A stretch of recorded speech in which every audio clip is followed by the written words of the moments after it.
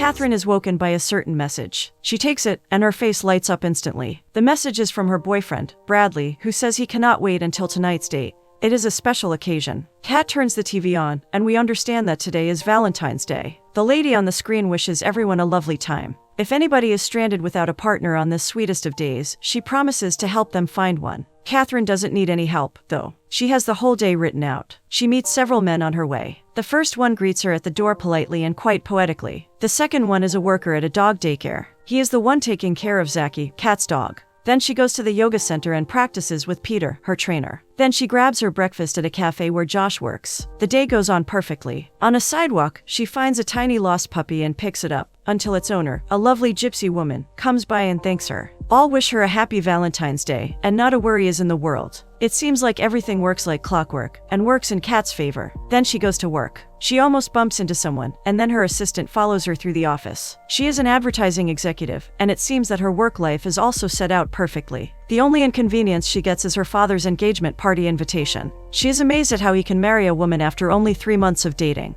Kat doesn't let this information bother her, though, as she makes her way toward her boss's office. Her name is Janice, and she congratulates Kat for her recent successes at work, and even promises her a promotion. In the next scene, Kat rehearses her pitch when she gets a call from her dad. She cannot hate on him. He wishes her a happy Valentine's Day too, but before he can say anything else, Catherine says that she must go. Her performance at work today will determine a lot about her career. At lunch, she tells her friends about Bradley. She describes him as the perfect man for her. He has everything she looks for in a man. He has everything she wants. Her friends are happy for her, but they still can't help but point out one obvious problem. Kat has never met him. They know each other only through the internet. But that problem will vanish tonight, so there is nothing to worry about. Kat feels at peace. There is zero doubt in her head that Bradley is her destiny. Then she returns to her office, and the time for her presentation comes. It is no ordinary presentation. It is a crucial point in her career. She must not fail now. Her presentation is about cat food. She starts talking confidently and calmly. Competency is in her every movement, but the main client that should be listening to her closely seems not at all interested. Kat pauses for a second, until the man drops his phone and then continues. Now she finds herself in a maze of words. Everything she rehearsed suddenly disappears, and she stutters. Silence falls. She stutters some more, looking around awkwardly, not knowing where to put her hands. She completely forgets her point, and so she fails this time.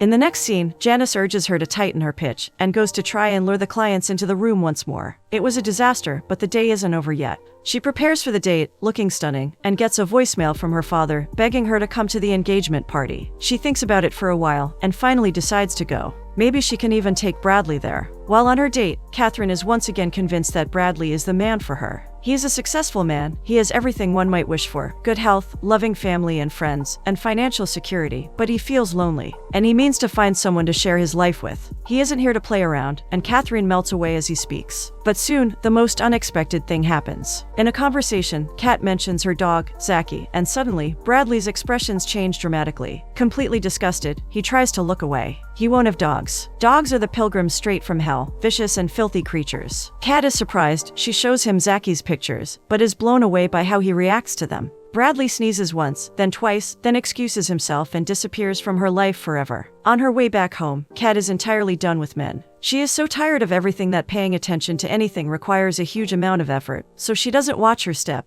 and bumps into someone. She looks up and finds the woman that she met earlier this morning. It is the owner of the puppy whom she found stranded by the sidewalk. The woman dropped her phone from the impact, but she doesn't seem frustrated at all. She remembers what happened in the morning, and she notices that Kat is having a rough time, so she invites her to drink some coffee. After sharing her troubles, Kat is told something that nobody ever mentioned to her. The standards and lists that she uses to identify the love of her life are completely false. Bradley satisfied all her wants, but not all her needs. Then this sudden encounter with the wise woman unexpectedly becomes much more mysterious. From her, Kat learns that she spoke to the love of her life today, without her noticing it. And if she wants, she is more than welcome to identify him.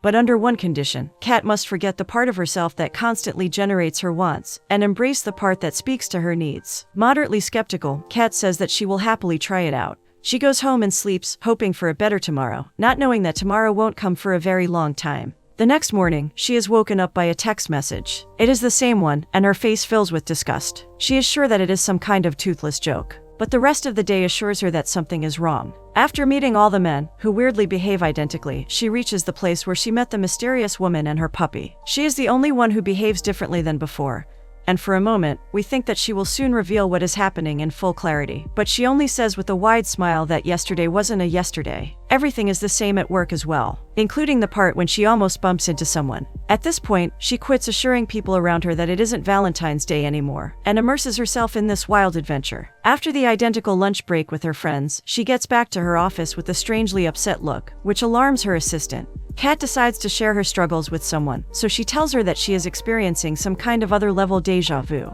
And she tells her that she knows exactly what is going to happen in the next 3 seconds. The assistant is amazed by all this, but she only reckons that Kat has probably gained some psychic powers. This completely unexpected turn of events might prove to be good for Kat, since she knows exactly what to avoid at the presentation. But in the end, the meeting with the clients takes a bad turn anyway. At night, on the way back home, Kat meets the gypsy woman again. Kat wants to know who she is and what is going on, so she asks her, but the woman only tells her to call her Martha. And she tells her that tomorrow she will wake up again and discover that it is Valentine's Day. And this loop will continue until Kat changes her perspective of things and finally connects with the love of her life, whom she spoke to today as well. All this sounds impossible, so Kat denies it abruptly and goes home, believing that tomorrow will come, and this foolish dream will finally be over. But the next morning, Kat finds out that the gypsy woman spoke the truth. Everything is still identical. When she walks into her office, she almost bumps into someone again. This time, Kat is fully prepared for the presentation, so it goes much better, and the clients walk off with satisfied faces. The rest of the day goes identically, but Catherine still doesn't put any effort into identifying the love of her life. The next day, the gypsy woman meets her at the same place again. She shows her the easy way to go about the day. Kat should just look at the men that she spoke to and give them a chance. And at last, she decides to follow her advice and forget her impossible standards. She writes down the names of the men she interacts with: Kenneth, Roger, Peter, and Josh. The next morning, she decides to speak with Kenneth, the poetic man at the door. But the way he describes the beauty of tiny sugar crystals turns out to be too much for her. Roger is next. He says that he opened a dog rescue and let all his employees go home for Valentine's Day, so he has to go there by himself. Kat happens to like him a lot, as she enters the place full of dogs. She likes the way Roger interacts with dogs, and the way his heart is filled with warmth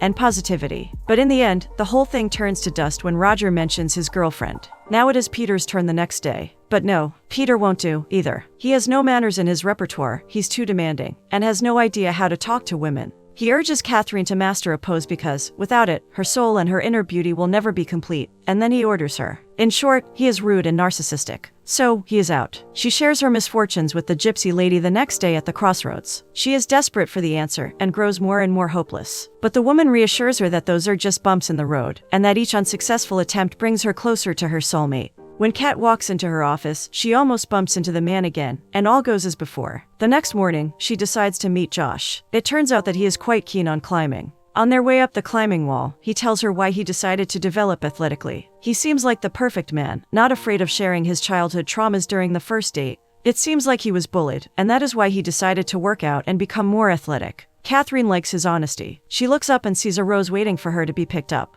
It is a wonderful gesture, and for a moment, it seems like they are connecting perfectly. But the worker there, holding her rope, hears Josh's words and gets visibly irritated. And when Kat comes down, she reveals to her that everything that Josh says is a lie. He was a bully himself, and he uses those lines constantly to get girls. Now Catherine sees this man completely differently. She is terribly disappointed in him, and in herself. How can she be so naive? And so it concludes. The list of men she speaks to is done. There are no more men, and the next morning she decides to give Bradley another chance. She remembers very well all the words that he told her during their first meeting. She uses the exact same sentences, until Bradley gets so worked up that he asks her to marry him. Then she heads off and goes to the bathroom, and we understand that the only thing she wanted to do was give Bradley a taste of his own medicine. She wakes up as hopeless as ever the next morning. She goes to work and forgets about the man that she always nearly bumps into. This time it happens, and Kat ends up on the floor with a sprained ankle. The man goes down to his knees immediately and starts the first aid procedure. His name is Donnie. Kat doesn't know him. It seems like he delivers flowers and is just headed toward the hospital. He could drop her there because the ankle seems quite hurt. Kat rejects this offer at first, but soon discovers that he is right.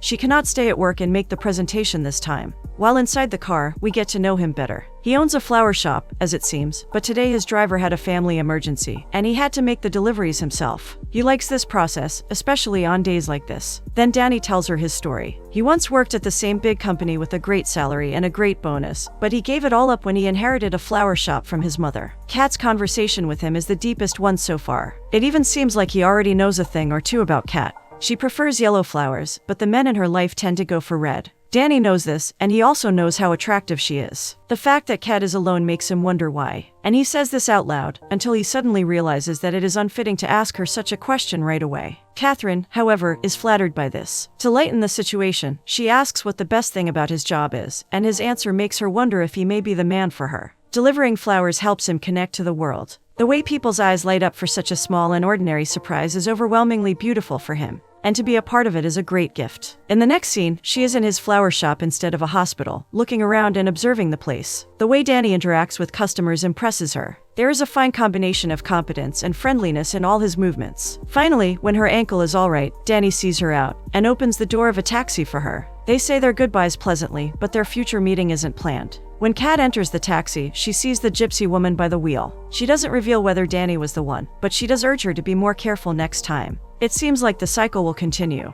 The next morning, she realizes that it is Valentine's Day again. It seems like she failed to fully connect with the love of her life yesterday. So, she bumps into Danny on purpose on Valentine's Day, and the same events take place. While in the car, Kat decides to find out if he has a girlfriend. But he avoids answering the question. Catherine wants to know if he's available, so she does the same the next day, only asking the question differently. She repeats this over and over, and every time she gets nothing. Not even a single clue that would indicate the presence of a woman in Danny's life. And so, she decides to change her game plan. First thing in the morning, she buys flowers for her assistant, knowing that Danny will deliver them, and he stands right next to her when he does so. She initiates small talk with him, saying how wonderful it must be to deliver flowers and see the reaction of the recipient. But the small talk doesn't develop into a longer conversation, and Danny walks away with his cart full of flowers. Next, she drives to his flower shop and follows him around, hoping for a chance. In the next scene, she walks into a building and waits until he comes. Danny is startled when he sees her. This time, the conversation goes on longer. Kat knows a thing or two about him already. For example, from the previous conversations, she knows how much he loves seeing his loved ones greet each other at the airport. She uses this information smartly and sees how Danny is impressed. Everything is going well until, out of nowhere, her dad Donald appears. It seems like Danny was delivering flowers for his engagement party. Somehow, her father reads Kat's face and finds out what she's all about. He brings her to Danny and asks her to introduce them. Then he comes up with an idea. What if Kat brings Danny to the party tonight? Awkwardly, Catherine apologizes and moves away, bringing Donald with her. When they are in private, Donald urges her to quit dragging and start taking action to find somebody, and to explain how complicated it all is, Kat decides to tell him everything. He is skeptical at first, but then calls for all his wisdom and passes it down to her. If Kat truly wants something, she should go for it immediately, or life will slip between her fingers. These words encourage Catherine, and she goes for it later that day when she meets him at another place. She invites him on a date, but Danny says something that Kat doesn't expect. He has been delivering flowers to her office for years now. A few times, he would find himself having sympathies for Catherine, but she never paid him any heed. She was so swallowed up by her job and her image that she failed to notice anything around her. The way they perceive and experience their lives is completely different. So, with those words, he rejects her offer and leaves her extremely sorrowful. The next morning, she seeks advice from the gypsy woman and doesn't really like what she gets. The woman notices that she is trying to implement the methods that she employs in her work and her love life. She is trying to find her soulmate using lies and strategies. And this is not the way to go about love at all. One needs to be completely unarmed in the face of love, and one needs to try and loosen up and even have a little fun. On Valentine's Day, she tries to follow her advice. Since she doesn't have to pay the price for it, she eats as much as she wants, chooses expensive outfits, and gradually makes her performance at work perfect. One night, however, all this so-called fun becomes sorrow, and living the same day repeatedly bores her extremely. One morning, after reading the message from Bradley, she decides to give it another try and thinks of something. In the next scene, we understand what she came up with. When the part of their conversation where they disagree about dogs begins, she calls for Zachy, and abruptly, the dog appears from underneath the table and sits with them. Bradley is visibly upset, disgusted, and almost scared of him. Breathing becomes hard for him, he sneezes a couple of times, and then goes to the bathroom. Bringing Zachy to the date clearly proved to be pointless. Then she tries to connect with Roger by bringing the stray dogs to her home. She and Zachy spend a great time with the dogs, but tomorrow is yet another Valentine's Day. Living the same day over and over again makes her realize something at last. In her conversation with her boss, she mentions that there must be something other than work in one's life. She is lonely, and her life is hollow, stripped of the things that truly matter. Kat tries to change this in the next scene. We see her at the airport, looking at loved ones who once met each other. This view of pure love and happiness worms its way into her heart. Then suddenly, she gets a message from her assistant and returns to the office. The time spent at the airport made her realize that she needed to reconnect with her father. So, instead of going for the potential partners, she goes ahead and meets with Donald. They have a wonderful conversation about the new lady in his life and about Catherine's mother. They remember the little things that she did and the little things that only they know about her. Then Donald asks her about her love life and listens to her talk about her struggles in that regard. Catherine knows what she wants, but sometimes this trait of hers works against her. She has no idea how to find the one to spend her life with, and she is scared that it might never even happen. Her standards are too high, and from time to time, it feels like time is frozen. Donald holds her hand and tells her something that sounds very familiar to her. Time is running out, the earth keeps turning, and if we spend our lives always going after what we want, we will never be able to embrace our needs. The next day, Catherine does something unexpected. She walks into the office slowly, approaches Danny, and thanks him for letting her remove her blindfolds. Now, Catherine sees more clearly. She makes her ordinary presentation that day, and impresses the clients again. The man expresses his satisfaction with the strategy that Kat put forward, but Catherine, instead of thanking him, makes fun of it. The things that she said made no sense. It was about gender-specific cat food, the subject that changes nothing in the world, and wouldn't matter in any universe, on any plane of existence. Her behavior and her words infuriate the client, and he quickly walks out of the room, frowning. Janice is infuriated as well. She follows Catherine out of the presentation room, and the whole office, including Danny, hears their heated conversation.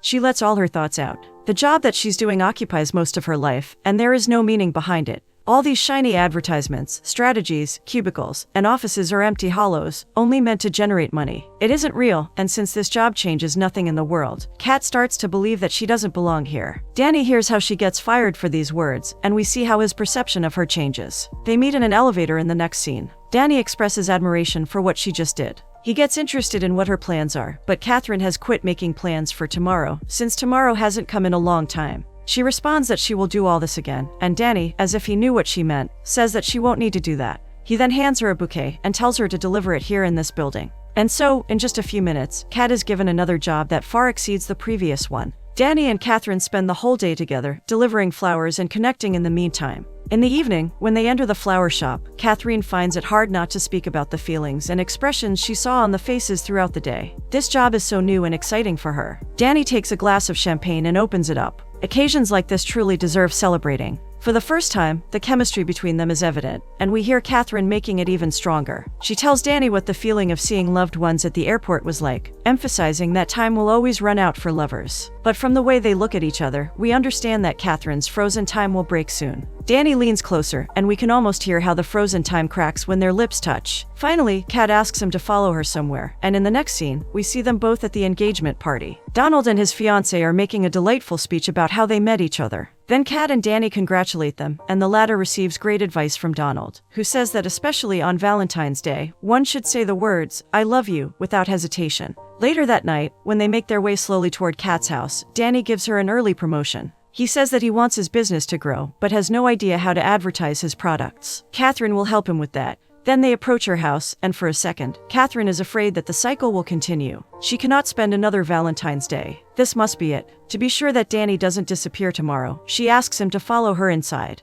They can watch the rising sun together, but Danny is too tired to do that, and he is 100% sure that they are going to meet tomorrow. So, to make this goodbye easier, he kisses her passionately and walks away. Everything is the same the next morning when Catherine wakes up. Zachy jumps to her bed, and the phone vibrates. But then she turns the TV on, and discovers that Valentine's Day has passed. Quickly, she takes the phone and sees the message from Danny. Kat is over the moon with happiness when reading it, and when handing the flowers to strangers at the park with him later that morning. Danny holds a bunch of flowers that were left out yesterday. Suddenly, the gypsy woman walks by and takes some flowers from Catherine, thanking her on the way, but Kat knows that she is meant to be thanking the woman instead. Finally, only one rose remains in Danny's fingers, and this one is for Catherine, the girl who lived the same day over and over again, until she was ready to meet the love of her life.